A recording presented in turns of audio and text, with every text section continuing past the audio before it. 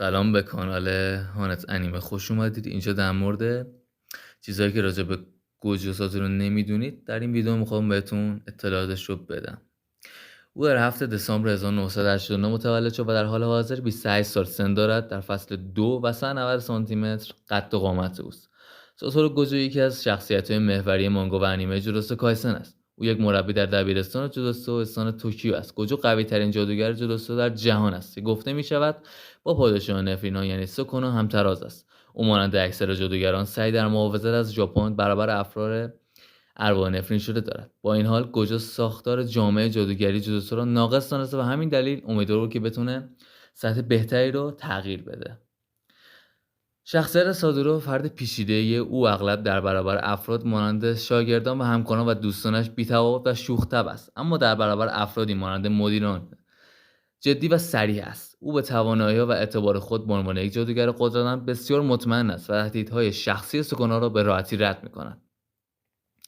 گوجو در شرایط بحرانی میتواند کاملا خونسرد باشد. زمانی که تشخیص دهد که فداکاری اجتناب ناپذیر است، نابود کردن دشمنان را بر نجات افراد بیگناه ترجیح میدهد که در فصل 2 هم مشاهده کردن قسمت اخیر. با این حال او برای اینکه در یک نبرد دست بالا را داشته باشد حاضر به آسیب دیدن یا کشته شدن کسی نیست.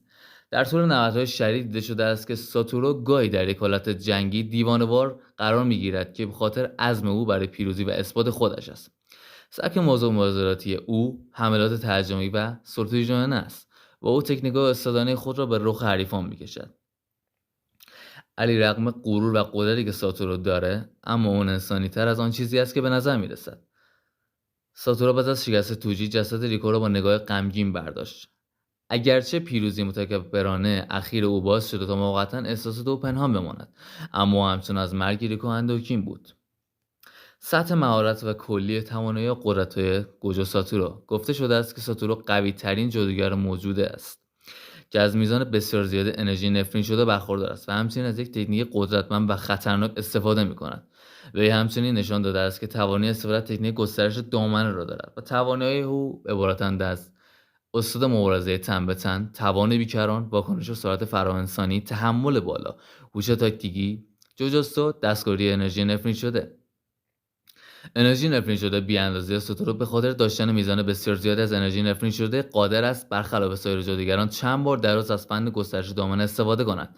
همچنین او کنترل بی‌نظیر به انرژی خود دارد. گوجو همچنین به عنوان فردی با دو توانایی در دسترس شناخته می شود و از این بابت او 400 سال اخیر اولین کسی است که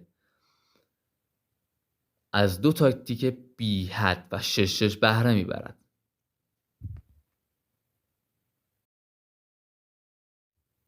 فنون به ارث برده گوجو ساتورو. بی حد. این فن که از خانواده گوجو به ارث رسیده است به او اجازه میدهد تا فضا را در سطح اتمی و دقیق دستکاری کند. به این واسطه او مجموعی از فنون مختلف را در اختیار دارد. بی‌نهایت. از آنجایی که بی‌نهایت فرمی خنثی از یک تکنیک بی حد و حصر است، معمولا به عنوان یک توانایی متوقف کننده شناخته می شود. اگرچه این تصوری اشتباه است، قدرت واقعی بی‌نهایت در اصل کاهش دادن سرعت است. وقتی ضربه به سمت ساتورو صورت میگیرد، این شخص یا شی با فاصله بی‌نهایت بین خودش و ساتورو روبرو می شود که ضد شبیه پارادوکس، آشیل و لاک پشت است. از این رو ضربه وارد شده به دلیل بی‌نهایت بودن فاصله هرگز ساتورو را لمس نمی‌کند. ساتورو می‌تواند تصمیم بگیرد که چه کسی او را لمس کند و چه چیزی او را لمس نکند. تکنیک بی‌نهایت، تکنیک نفرین شده گذر از زمان. آبی، نسخه تقویت شده و خنثی از تکنیک بی‌حد. این تکنیک انرژی بی‌حد و منفی را تقویت می‌کند و نوعی خلأ تولید می‌کند. از این طریق گوجو ساتورویی را ایجاد می‌کند که در آن جهان مجبور می‌شود خود را اصلاح کند و فضای منفی را پر کند. به این ترتیب تمام مواد در این محدوده فضا به سمت هم کشیده می شود. تکنیک نفرین شده گذر از زمان، بیشینه خروجی انرژی نفرین شده آبی. ساتورو یک مرکز گرانشی در یک فضای خاص ایجاد می کند که قادر به جذب همه موارد است و همه چیز را بدون زحمت شبیه یک سیاه‌چاله خرد می کند. او همچنین می تواند نقطه گرانش را میل خود حرکت دهد و قابلیت‌های مخربان را بسیار افزایش دهد.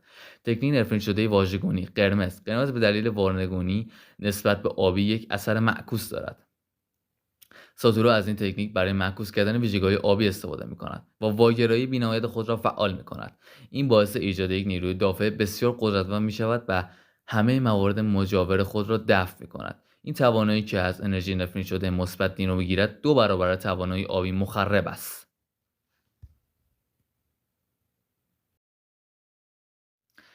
فنون حصار گوجو ساتورو. پرده. گوجو قادر به ایجاد یک حصار برای محاصره کردن یک ناحیه مشخص است. این حصار میتواند یک ناحیه را مهر و موم کند و سایر افراد را از آن محروم کند. سبک سایه جدید دامنه ساده، یک تکنیک ضد دامنه که ساتورو میتواند برای مقاومت در برابر حملات دقیق و غیر قابل مهار استفاده کند. ساتورو به طور معمول نیازی به انجام این کار ندارد و یوجی حتی تا مبارزه او با سوگونو نمیداند که چنین تکنیک را بلد است. برخلاف یوکی، تسوکومو ساتورو برای آموزش دادن این تکنیک به دیگران مناسب نیست. گسترش دامنه تویگاه محدود یا نامحدود. این فن گسترش دامنه گوجو است. او میتواند یک فضای متافیزیکی را ایجاد کند که به واسطه آن قربانیان انواع محرک‌ها و اطلاعات را به طور بیوقفه دریافت کنند. کنترل گوجو بر دامنه خود به قدری دقیق است که میتواند آن را تنها برای 2 دهم ثانیه فعال کند و تاثیر ماندگاری آن روی افراد محدود کند. توانایی ویژه 66. اطلاعات زیادی در مورد 66 کلا به ما داده نشده. تو انیمه هم زیاد نشون نده، اما مشخص کرده انیمه که این توانایی زیادی در استفاده از تکنیک دقیق بی حد داره. او اجازه میده که مصرف انرژی نفرین شده خود را تقریبا به هیچ کاهش بده و نتیجه هرگز انرژی نفرین شدهش در یک مبارزه تمام نخواهد شد. همچنین اشاره شده که 66 به کاربر اجازه میدهد تا جهان را از نظر جرم، سرعت، انرژی و غیره و در کنار سایر اثرات آن درک کند. اطلاعات کامل در مورد شخصیت گوجو ساتورو که میشه گفت او هیچ سرگرمی نداره. او تقریبا هر کاری که بخواد میتونه انجام بده. خوردن مورد علاقه هاش هم چیزایی که شیرین هست و خیلی دوست داره و کمترین علاقه به خوردنش هم الکله. و علت استرسی که تو زندگیش هم میتونه داشته باشه درگیری با سکاناست. پادشاه نفرین ها.